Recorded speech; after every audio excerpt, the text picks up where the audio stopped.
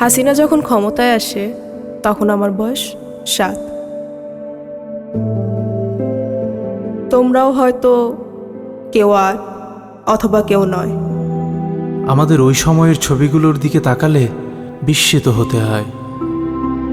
এই ছবিগুলো দেখলে কি বোঝা যায় এরাই একদিন পৃথিবীর নিকৃষ্টতম ফ্যাসিস্টদের একজনকে বিদায় করবে? অবিশ্বাস্য, বাট উই ডিড ইট।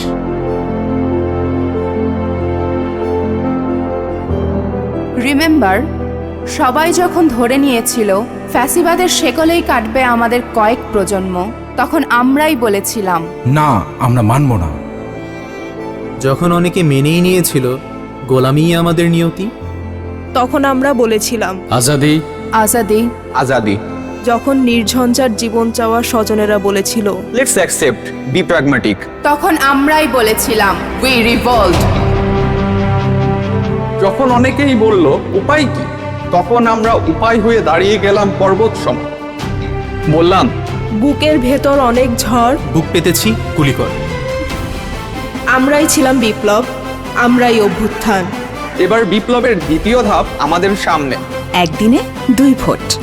সংসদ নির্বাচনে ভোট দিয়ে আমরা ঠিক করব কেমন সরকার চাই। একই সাথে গণভোটে ভোট দিয়ে ঠিক করব ভবিষ্যতের বাংলাদেশ কেমন চাই। সংস্কার চাইলে গণভোটে হ্যাঁতে ভোট দিব, সংস্কার না চাইলে না।